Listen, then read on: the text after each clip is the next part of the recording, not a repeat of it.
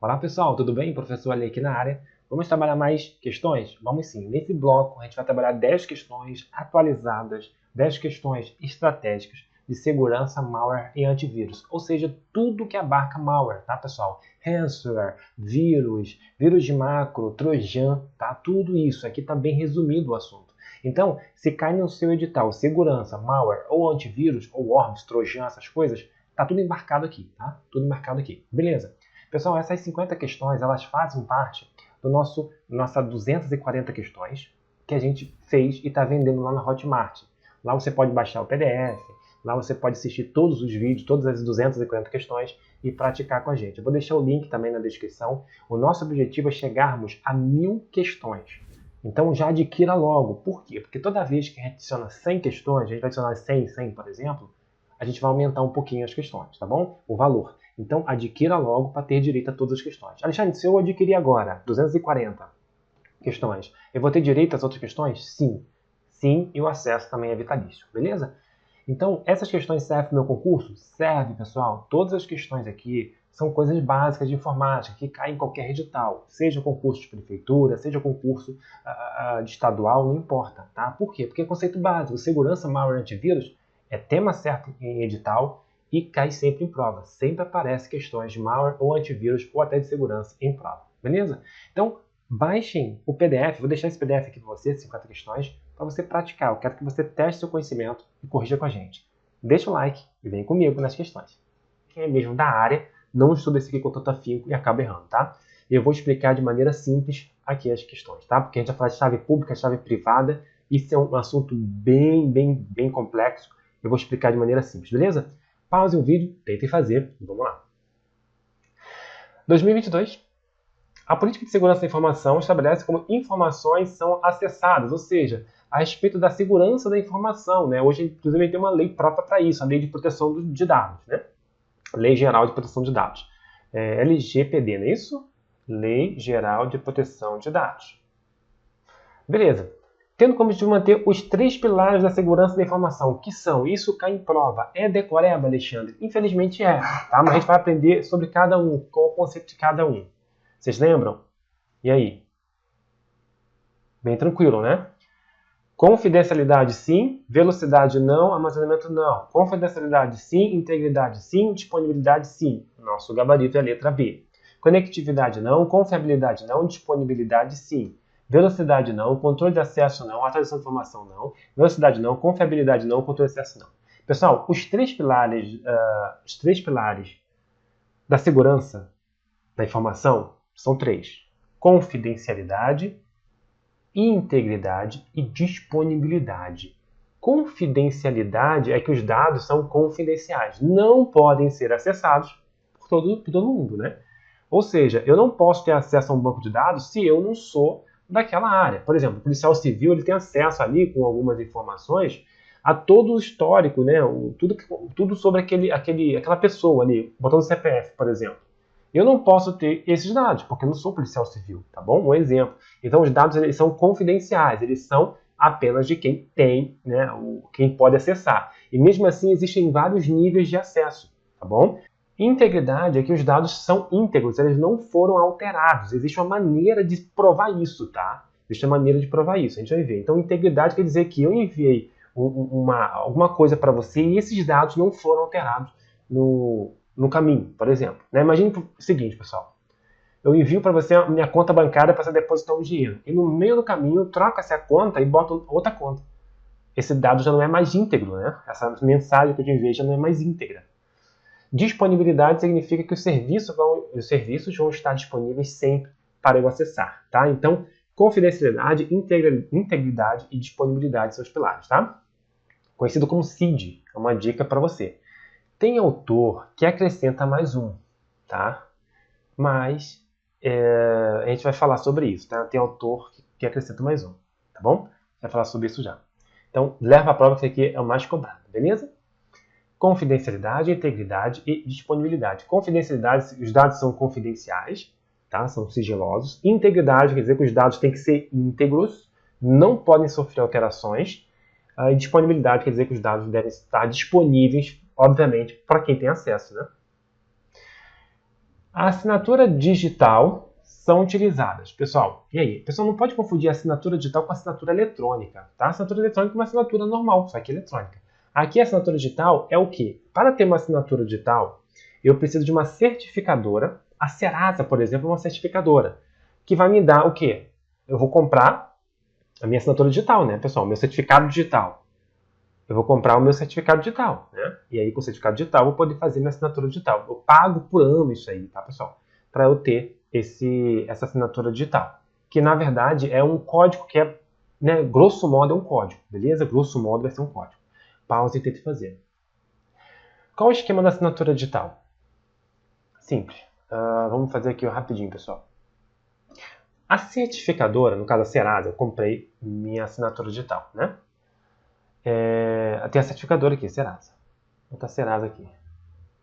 Beleza. Ela vai me dar o quê? Uma chave, pessoal. Uma chave privada. Chave privada. Minha. Que eu estou enviando. Eu que estou assinando. Então é do emissor.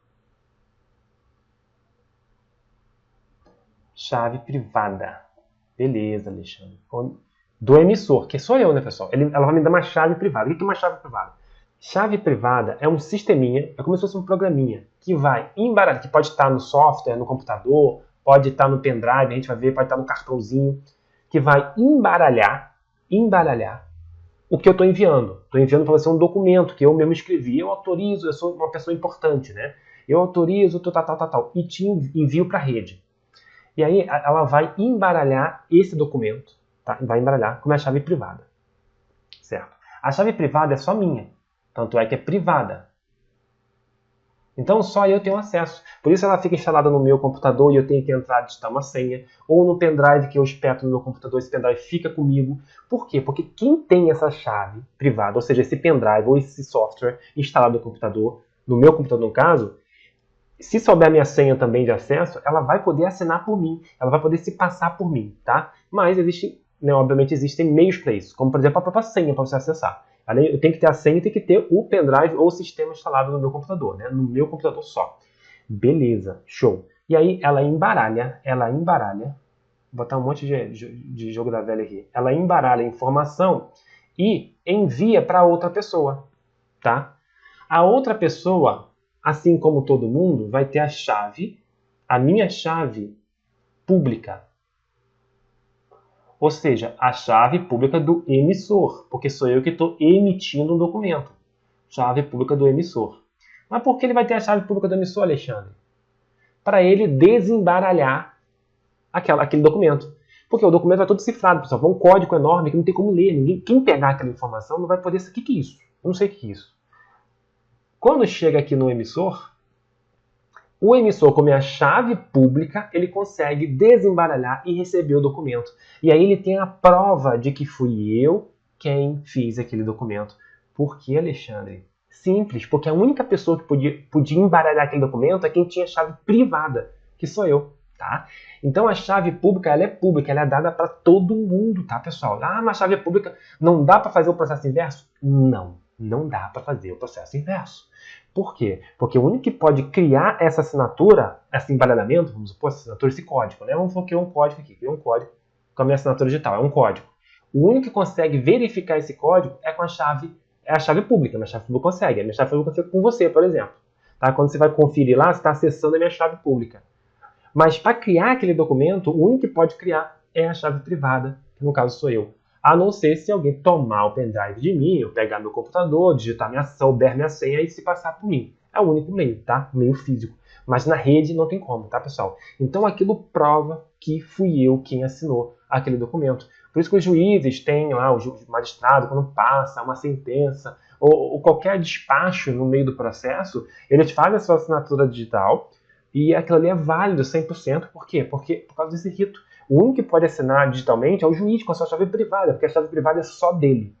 Aí envia para o promotor, envia para os advogados, e os advogados, com a chave pública do juiz, que é público, que todo mundo tem acesso, consegue desembaralhar e provar que foi o juiz que enviou de fato. Porque se houver alteração, a chave pública não consegue desembaralhar e dá erro. Um exemplo, tá? De maneira bem simples. E aí, ninguém enviou. Se eu, né, se sei lá, um hacker aqui invadiu lá, pegou, alterou alguma coisa, já começa a dar erro lá na ponta, pessoal. A chave pública não consegue desembaralhar a informação, entre aspas, né? Não consegue abrir o cofre, né? Então, pessoal, é simples assim. Imagine, é como se fosse assim. Imagine que eu tenho uma caixinha, que existe uma chave para fechar, uma chave para abrir. O único que tem a chave para fechar sou eu. Então, quando eu fecho essa caixinha e te envio, ninguém no caminho pode abrir. Tá? O pessoal pode até abrir, mas não pode fechar. Uma vez aberto, não pode fechar. Então, é mais ou menos isso. Então, quando o cofre chegar fechado para você e você for abrir com a chave pública, você vai perceber que fui eu quem enviou.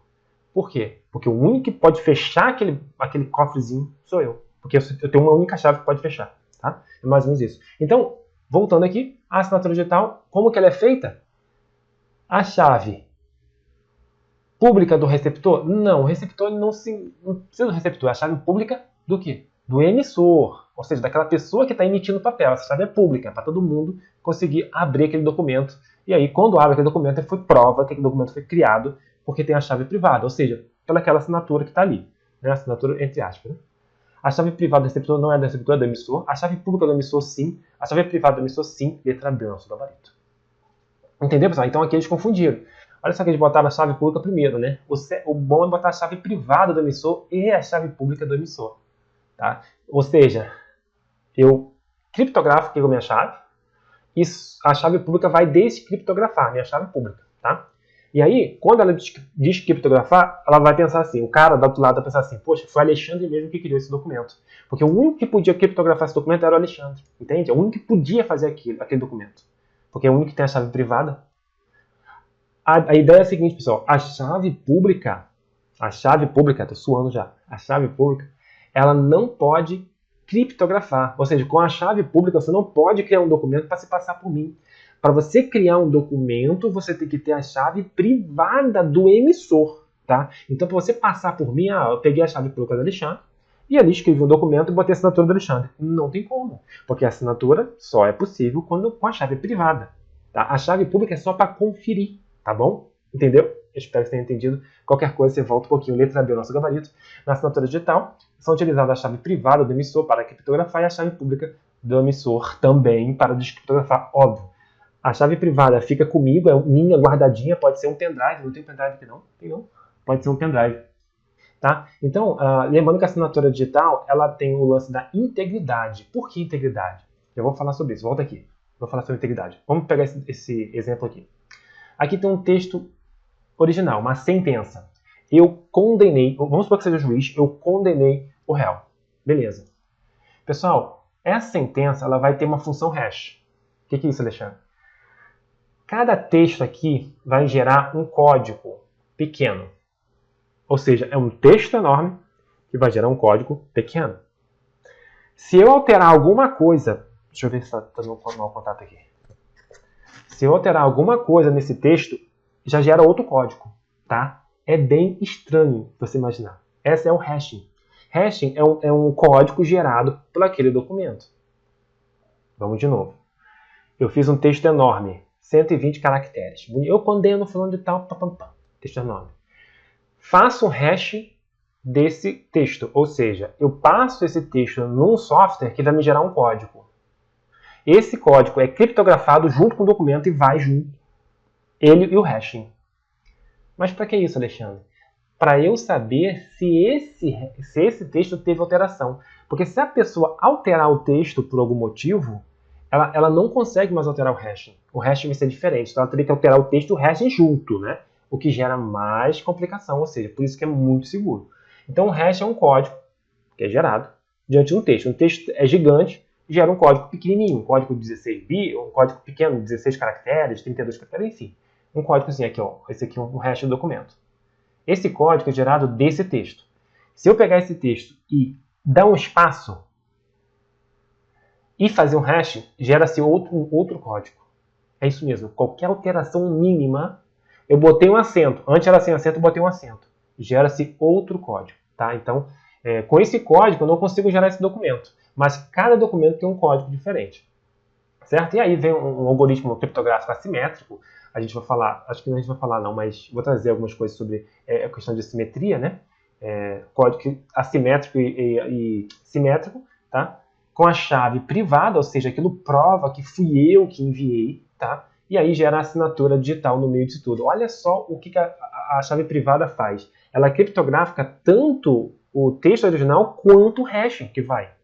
Ou seja, o hacker ele tem que fazer o quê? Ele tem que pegar o texto, tem que quebrar a criptografia, ele tem que pegar o texto, alterar o texto, pegar um hash, criar outro hash, tirar tudo dali e botar um novo texto com um novo hash.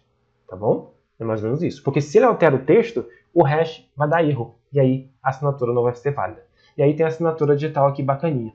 E aí, do outro lado, a pessoa com a chave pública, minha, porque eu emiti, eu tenho minha chave privada. Ela vai ter a chave pública minha também. Para conferir se fui eu mesmo quem fez aquele documento, tá bom? E o hashing vai provar que aquele documento teve alteração ou não. Por isso aqui é integridade. A integridade é o hashing, tá, pessoal? É o próprio hashing. Por que, Alexandre? Porque se aquele texto durante o caminho é alterado, o hash vai alterar. Se o cara dá um espaço, troca o nome, aí não botou culpado, botou inocente. Trocou o nome. Ah, inocente. Trocou, né? O hack quis soltar o humilhante. O hashing vai dar diferente. Ah, você tem que trocar o hashing. Beleza, mas o hash também é criptografado. E aí fica muito mais complicado para ele, entende? Então o hashing traz a integridade do documento. Quer dizer que o documento não foi alterado, que o documento está no seu teor completo, da mesma forma que foi criado por mim, tá bom? A autenticidade significa que aquele documento é autêntico, que fui eu quem enviei, tá? Então não tem como eu dizer assim, não enviei esse documento. Enviou sim, porque esse documento só poderia ser criado com a chave privada do emissor, que sou eu, beleza? A certificação digital é utilizada para garantir de forma eletrônica a autoria de determinado documento. Sim, olha só o que está falando aqui, certificação digital, que é a assinatura digital. A certificação é como se fosse assinatura, tá? Porque a certificação é uma certificação dada pelas certificadoras, né? Que é o Serasa, por exemplo. Como, por exemplo, perito responsável por determinado laudo. Então, eu sou perito da Polícia Federal.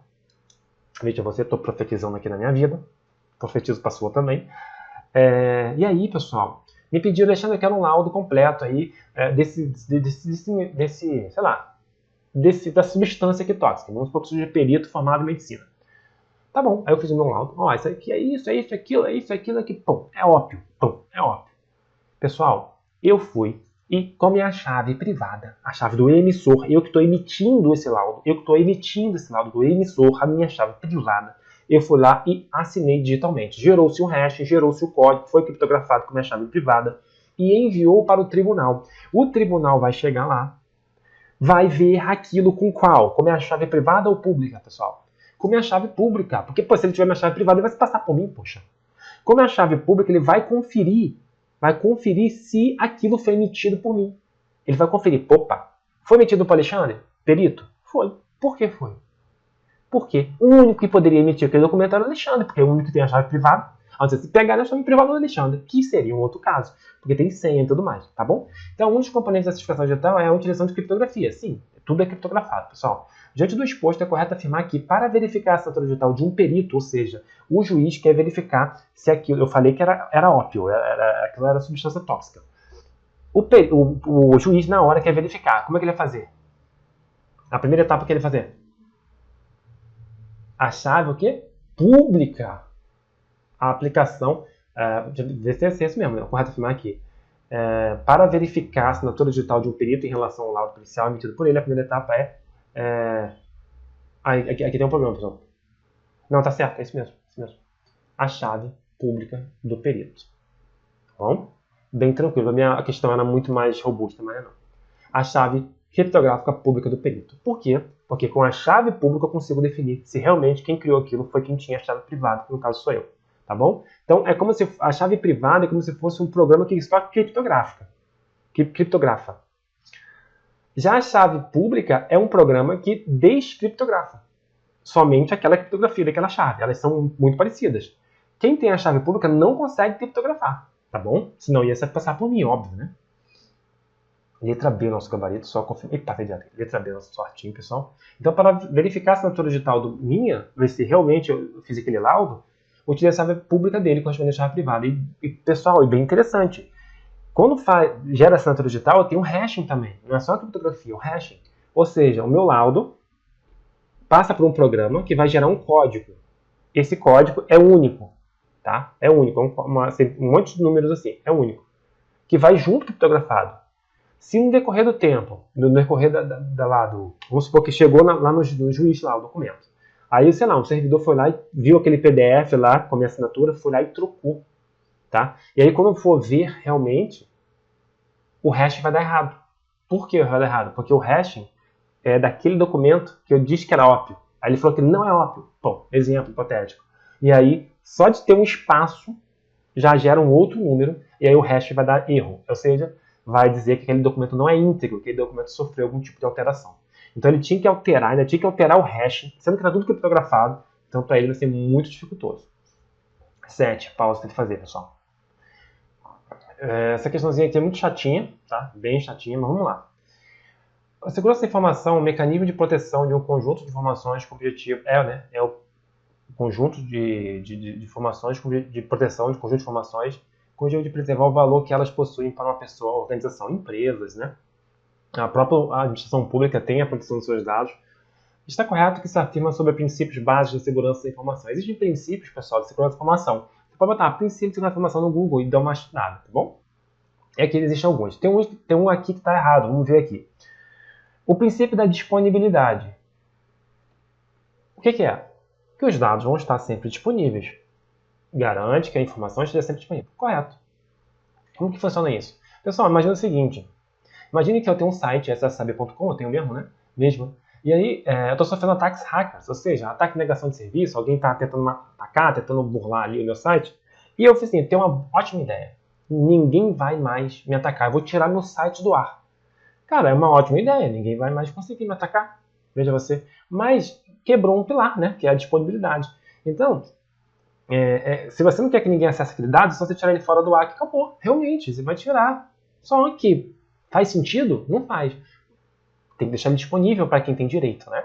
Então, a disponibilidade garante que a informação esteja sempre acessível, óbvio. Sempre disponível, óbvio, para aquelas pessoas que têm acesso àquelas informações, tá? Integridade. O princípio da integridade significa que os dados são íntegros, que eles não foram alterados, como por exemplo do perito lá. Ou seja, quando eu enviei que ele era ópio, por exemplo, o tribunal, né, certificou realmente a minha assinatura e uma vez fez isso, aquilo é íntegro, tá bom? Porque criou um hashing daquele documento. Então, garante a exatidão da informação. Está correto, é assim mesmo que é em prova, inclusive.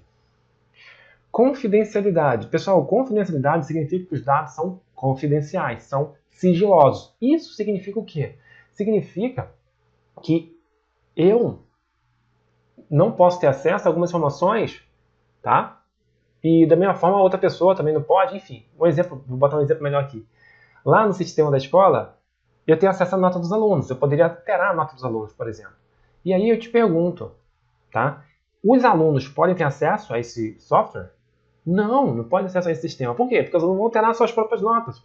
Então eu tenho que tomar cuidado botando senha. São várias senhas, senha para acessar o computador, senha para acessar o sistema. Para quê? Para que apenas a informação seja acessada somente por pessoas autorizadas. Que sou eu, que é a pessoa que trabalha comigo, é a coordenação, os professores, né, nas suas determinadas disciplinas. Então, isso é confidencial, tá bom? Então, a confidencialidade garante informação acessada somente por pessoas autorizadas. Tá certo, tá, pessoal? O não repúdio garante que a informação seja autêntica e que a pessoa recebeu a informação. O não repúdio, pessoal, é aquilo que é gerado quando eu faço uma assinatura digital, por exemplo. Não é dia, Alexandre, vou dar um exemplo, não repúdio. Eu enviei para o meu... Eu criptografei, criei um hashing, um código daquele documento. Que se alterado, aquele documento, aquele código alterado, vai ser alterado também, então tem que bater o código com o documento. E criptografou tudo e enviou com a minha chave privada, para o tribunal. O juiz foi lá e conferiu e viu assim, opa, o documento é íntegro porque o hashing bateu. E esse documento é autêntico. Olha só, autêntico. Por quê? Porque foi criptografado pela chave privada do perito. Ele, com a chave pública, ele consegue definir isso. Então, com a chave pública, ele conseguiu ver que a chave privada realmente criou aquele documento. Criptografou aquele documento. Ou seja, foi Alexandre que mandou aquele documento. O não repúdio, pessoal, significa que eu não posso negar a autoria daquele documento. Eu como perito, nosso exemplo. Então, não pode, não fui eu que enviei isso, não. Não fui eu que fiz esse documento, não. Fez sim, porque a sua chave privada criptografou. Ponto. E só com a chave pública, minha também, que todo mundo vai ter acesso, pode descriptografar aquele documento, trazendo a informação, trazendo a certeza de que quem criou fui eu. Porque, pessoal, ele pegou minha chave pública e conseguiu descriptografar aquele documento para ter acesso. Olha, se ele pegou uma chave pública e conseguiu, o único que pode ter gerado aquele documento é quem tinha chave privada, que sou eu. Então não tem como negar que fui eu o autor. Então, garante a informação autêntica? Não, pessoal. O que garante a informação autêntica é o princípio da autenticidade. Autenticidade, tá bom? Então o nosso gabarito é a letra D. O não repúdio é diferente. Vamos ver aqui, ó. Letra D. A autenticidade garante que quem envia a informação é quem diz ser. Ou seja, quando eu envio, por exemplo, a assinatura digital, a autenticidade e o que? Integridade. Vamos botar aqui, vou mostrar aqui. A assinatura digital, que eu fiz um negócio para você. A assinatura digital, integridade e autenticidade. A assinatura digital, ela prova a integridade, o documento não foi alterado quando eu enviei, por causa do hashing, e a autenticidade, que fui eu que enviei aquele documento, fui eu que criei. Por quê? Porque aquele documento foi criado com uma chave privada, foi criptografado com uma chave privada. E o único que tem a chave privada sou eu. A chave pública é só para descriptografar. E uma vez descriptografado, né, com a minha chave pública, garante que fui eu que enviei. Né? Porque não vai ser qualquer chave pública de outra pessoa, vai ser com a minha. Então, se descriptografou com a minha, porque foi eu que enviei, né, pessoal? Uma maneira de garantir a autenticação dos usuários são senhas e tokens, tá? Sim, né? Senhas, né? Aquele é autêntico. Ou seja, quem tem aquela senha é quem pode acessar aquele documento, né? Obviamente, né? O não repúdio ou irretratabilidade pode cair assim na sua prova, garante que o autor não negará ter criado e assinado o documento. Ou seja, sou eu naquele caso. Não repúdio ou irretratabilidade. Eu não posso dizer que não fui eu. Não fui eu que fiquei esse documento. Não, foi sim, porque está assinado com você. Tá? A assinatura digital é sua. Uma maneira de garantir é o uso de certificados digitais, né? Como, por exemplo, a assinatura digital, tá? Que vai tratar da autenticidade e também da integridade, né? Também o não repúdio, porque eu não vou poder negar. O princípio que garante a informação autêntica é o princípio da autenticidade, tá bom? Então, ó, princípios básicos de segurança, disponibilidade, integridade, confidencialidade e autenticidade. Disponibilidade, os dados vão estar sempre disponíveis. Integridade, os dados não foram alterados. Confidencialidade, os dados são confidenciais, né? Somente pessoas específicas podem acessá-las. E autenticidade, aquela informação é autêntica, é real. Quando navegamos na internet, sempre que nos preocupamos com segurança da informação, né? Sempre. Sei. Marca a alternativa correta em que o browser demonstra que o site é seguro. Pessoal, quando o site é seguro, ele obviamente vai ter o HTTPS. Eita, escrevi errado, gente. HTTPS, tá bom? Esse S é de seguro. Então, letra B, o nosso gabarito, eu espero que vocês tenham acertado. Vamos continuar. Um ataque planejado a um computador ou algum serviço que nele esteja sendo executado de forma a exigir todos os recursos dele, impedindo que o usuário possa utilizá-lo, deixando esta máquina ou serviço indisponível, chamado de. Pessoal, esse é um ataque muito famoso aqui. Muito famoso, sim, no mundo da informática, no mundo das empresas. Por quê? Porque eu tenho um site SOS Saber. Esse site tem várias páginas que você pode acessar. Essas páginas estão em um servidor. Servidor é um computador que fica para servir. Por isso que é chamado de servidor. É um computador, só que é um computador específico para servir. O sistema operacional dele é um sistema operacional de servidor, tá bom? Então tá lá minhas páginas naquele servidor. Toda vez que várias pessoas vão lá e requisitam nessa página, ou seja, as pessoas acessam essa página, esse servidor vai entregando as páginas. Só que é o seguinte, se tiver muito acesso, esse servidor começa a ficar muito lento, tá, pessoal? E aí, se tiver muito mais acesso, ele pode parar e deixa o serviço indisponível. Isso acontece muito. Por exemplo, acho que aconteceu muito, você pode botar aí na internet, né, alguns serviços que pararam justamente por isso. E como que funciona esse ataque? É um ataque de negação, tá, pessoal? É a letra A. ataque de negação de serviço, ou conhecido pela sigla de DOS, né? Ou DDoS, tá bom? DOS. Tá? Então, só levar aqui DOS, ataque de negação. Tá, mas por que a sigla é DOS? Porque é Denial of Service. Ou seja, negação de serviço, tá? Aqui é Denial of Service, ou seja, negação de serviço, tá bom? É um ataque de negação. Como funciona esse ataque? Simples. Um hacker, por exemplo, né? Por exemplo, no domínio de vários computadores, ou seja, eu infestei, eu tenho já esse domínio, uma rede de vários computadores, ou pessoas que baixam alguns programas e instalam, né, nos seus computadores sem querer, enfim, eles não sabem que fazem parte da minha rede, e aí eu mando um comando para todos os computadores que eu tenho aqui na minha rede pedir acesso a esse servidor. E é muita demanda ao mesmo tempo, tá? É desse ataque que surge a ideia do botnet, que é a rede zumbi. São computadores zumbis, ou seja, os computadores que acessam, que são controlados remotamente por um outro computador, de uma única vez, tá, pessoal? Então, computadores infectados que são infectados com esse malware, né? Eles acessam essas páginas sem mesmo o dono perceber. Então, de repente, você está usando o computador, quando está acessando uma página, para quê? Para ficar lento aquele serviço. E você nem sabe disso, tá? Tá bom? Mas só para você ter uma ideia mais ou menos. Fica tranquilo que não é assim também. Existem antivírus, né? Enfim, existem programas para não deixar isso acontecer, beleza? Então, beleza. Então, a gente vai falar sobre vai falar sobre botnet, e a gente vai entender porque ataque de negação tem essa ideia de botnet. Já vou falar sobre isso. Então, vamos lá. Então, o que é um ataque de negação? Quando vários computadores acessam um servidor ao mesmo tempo, fazendo com que ele pare o serviço. Beleza, vamos continuar. E lembrando, pessoal, aqui que é Denial of, ou seja, negação de serviço, né? Service. Em inglês, ataque de negação de serviço para qual o atacante busca retirar uma operação serviço, um computador ou uma rede. Pode ser um computador também. Vamos lá, deixa eu aumentar aqui a minha cabeça aqui. Beleza, vamos lá. Pausa e tentei fazer, só questões fresquinhas, hein? O malware. Tá, o que é malware? As pessoas perguntam, é vírus ou malware? Pessoal, malware é um nome genérico, é um nome mais genérico, beleza? Então, por exemplo, eu posso falar veículos, né? Mas posso falar carro, ônibus, caminhão. Mas carro, ônibus, caminhão também é um veículo. Sim, tá vendo? Veículo é mais genérico, mas dentro de veículo eu tenho vários segmentos. Então eu tenho um malware, que é um nome genérico. O malware pode ser vírus. O malware pode ser worms. Tá? O malware pode ser trojan. E outros também, tá, pessoal? E outros também. Então aqui só estou mais ou menos para ter uma ideia. Às vezes a própria banca ela não é rígida. Presta atenção, a própria banca não é rígida. Então ela fala, qual é o vírus? Porque vírus tem vários. Vírus macro, vírus polimórfico, tem vários, tá bom?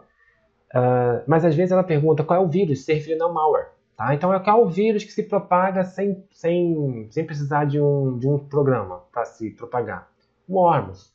Ela chama Worms de vírus, mas na verdade Worms é um malware. Tá? Então, não seja rigoroso lendo, interprete o que a banca está pedindo para você entregar o que a banca quer. A gente não está aqui para discutir. Então o nome correto é malware, e malware tem o vírus Worms Trojan, por exemplo. Entretanto, a banca às vezes chama de vírus tudo. Ela trata malware como vírus, tá bom? O que não, aí chama assim, o Worms seria um vírus, mas na verdade não é, tá bom? Então, mas saiba que a realidade é isso aqui. Então, quando ela fala malware, pode ser qualquer coisa. Que o adware também é um malware, o spyware também é um malware. Vamos adicionar então? Adware.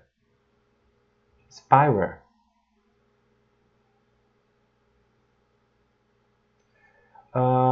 O cavalo de Troia também é um malware, ransomware também é um malware. Então, tudo aqui é um malware, tá? Então, tá certinho aqui, tudo aqui é um malware. Mas ela aqui é um malware específico. O malware que criptografa os dados visíveis para o usuário com o objetivo de solicitar resgate de informações criptografadas é denominado. E aí, pessoal? O malware que faz isso, pessoal, é muito famoso no século XXI, né? Agora que você está assistindo esse vídeo, né? Ano 2021, 19, 2022, muito famoso. Por quê? Porque os hackers, eles infectam o computador de uma empresa e criptografa tudo. tudo. Isso aconteceu nos Estados Unidos com uma empresa grande de petróleo. Criptografa tudo. E aí não tem como descriptografar. Ah, mas tem um programa que descriptografa com um computador muito potente. Sim, mas vai levar anos e anos. Imagina o prejuízo da empresa. Às vezes a empresa tem um prejuízo de tipo assim, sei lá, 100 milhões por dia de prejuízo. E aí, quando o hacker faz isso, ele criptografa e joga a carteira dele, geralmente de carteira de Bitcoin, né, de criptomoedas, para essa pessoa comprar criptomoedas e depositar na carteira do hacker, para o hacker enviar a senha de descriptografia. Descriptografar. Eita! A senha para descriptografar. Tá bom? Então, ele criptografa, não tem como mais descriptografar, ao menos se você tiver a senha, obviamente. Por meio de computador fazendo a quebra, vai demorar muito, muito tempo. E aí ele vende essa chave de descriptografar. Aí tem empresa que paga e recebe, tem empresa que paga e não recebe nada e fica com prejuízo 2 vezes. Tá? Então o ataque desse é chamado de ransomware. Tá bom, pessoal? Ransomware, então, é um ataque que o hacker ele manda um aplicativo, um programinha lá para a pessoa clica numa empresa. Quando ele clica, o que acontece? Toda a empresa criptografa os dados da empresa todo e a empresa não tem mais acesso aos próprios dados dela, certo? E aí ele pede um resgate, ou seja, ele pede um dinheiro, geralmente em criptomoedas. Por quê? Porque não é rastreável, né? De certa forma não é, mas acaba sendo depois, isso é uma história muito longa. Enfim, o que acontece? O que acontece é o seguinte, assim que pagou, ele vai lá e dá um código para liberar, tá? Para descriptografar. Beleza. Letra aí o nosso gabarito? Tá. Ransomware é um malware que criptografa dados ao resgate. Beleza. E adware? O que é, pessoal? O adware, pessoal, é um software, é um programinha, malware, né? Na verdade, todos são programas, né? Projetados para propagandas, tá? Então, não sei o que aconteceu, aquele HAL 123, tinha um outro que era muito famoso, que era uma chatice danada. Você clicava, instalava um programa qualquer, e aquela porcaria instalava e ficava preso no seu navegador, e aí mudava sua página inicial, era horrível. Tinha outro lá que eu esqueci o nome. Mas enfim, isso é uma praga, é adware. Ele não vai infectar o seu computador, ele não vai pegar seus dados, não vai roubar essa informação, ele só está ali por um propósito. Veja você. O quê? Te mostrar propaganda. Tá? Então ele é um tipo de adware. É um malware, porque é uma coisa maléfica, de certa forma, né? Para quem não quer esse tipo de propaganda, mas ele força você a aceitar aquelas propagandas, beleza? Então, adware é um programinha para isso. Spyware, pessoal, spy. Detalhe. Ad vem adversing. Acho que é assim que se escreve. Meu inglês está muito enferrujado. Esse aqui é um V. Adversing. Adversing, em inglês, é propaganda, é anúncio, tá? Por isso que é Google Ads, né? Que é Google Anúncios. Então, adversing é propaganda, por isso que é ad aqui. Propaganda. Então aqui é um adware. Ware é software de propaganda. Viu como o nome em inglês já te diz o que é? Bom, né? Spy é a mesma coisa. Ware é software, não esqueça. Ware vem de software. Spy é espião. Alexandre, então espião. O spyware é o malware que coleta dados, tá, pessoal? Ou seja, o spyware, ele é um espião. Um exemplo de spyware é o keylogger. Nem sei se é assim que se escreve. O que acontece? O que é um keylogger? Keylogger é um programa que coleta tudo que você digita no computador. Então, quando ele está no computador, eu vou digitando as coisas, ele vai coletando esses dados. Ele é tão inteligente que ele não pega tudo que você digita, a não ser que você peça, né, que você programe ele para fazer isso. Mas se for o caso de pegar senha ou número de cartões, ele consegue identificar uma sequência de número que possa ser um número de cartão e ele só salva aquilo e manda para o seu dono, né? No caso, para o hacker que programou aquilo, enfim, que configurou aquilo. Então, ele é inteligente a esse ponto. Então, o keylogger é um exemplo de software espião, de spyware, tá? O screenlogger também. Screenlogger. O que é screenlogger? Ele grava a sua tela, tá bom? Então, esses são exemplos de software espião. O vírus polimórfico é aquele que se modifica a sua forma, tá? Poli vem de muitas, mórfico, formas.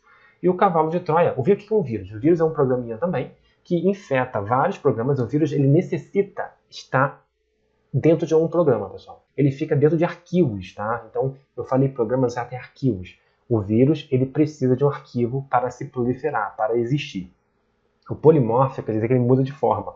Então, toda hora existe um código dele, toda hora ele fica mudando isso aqui para não ser reconhecido, tá? É óbvio que o antivírus já sabe isso também, né, pessoal? Então, beleza. O vírus tem a função de deletar alguma coisa, de pegar alguns dados. O vírus tem a função sempre de algo, né? O cavalo de Troia é um programa que executa outra função além daquela para a qual foi projetado.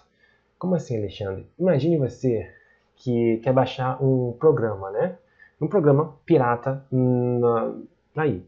Você vai conseguir baixar o programa e você quer craquear o programa. Ou seja, o programa é pago, você quer usar ele gratuito. Você quer usar o serviço gratuito, não precisa craquear. Precisa instalar um outro programa para ativar ele. Sendo que você não está fazendo isso meio ilícito, está fazendo meio ilícito. Você está baixando um ativador na internet. Pessoal, de fato, você vai baixar, vai ter um ativador que vai ativar aquele programa. Top. Só que pode vir algo a mais. Esse algo a mais é o famoso cavalo de Troia. Como a gente já conhece a história de Troia, né? Ou seja, é um programa que executa as funções. Ou seja, ele realmente vai ativar o seu Windows, o seu Office, o seu não sei o que. Vai ativar. Só que ele vai trazer mais coisas, tá? E aí que entra o cavalo de Troia, tá bom? Então, essa é a ideia do cavalo de Troia. Beleza, Hansel, a gente já viu. Vamos para a próxima. Pausa e tenta fazer. Um procedimento preventivo que as empresas podem realizar no intuito de conscientizar seus funcionários acerca da engenharia social é promover palestras versando sobre o referido tema. Tá, engenharia social é um tema muito em evidência. O que é engenharia social? Engenharia social é aqueles golpes no telefone que te ligam, entendeu? Se passando por empresa, se passando por familiar muitas das vezes. Engenharia social é a capacidade que eu tenho de entrar na sua mente, né? De fazer você fazer alguma coisa que eu queira, tá? Tem uma história, né, de um conhecido que ele fez o seguinte, olha a engenharia social dele, ele queria saber a senha, olha que maldade, para você lembrar o que é engenharia social.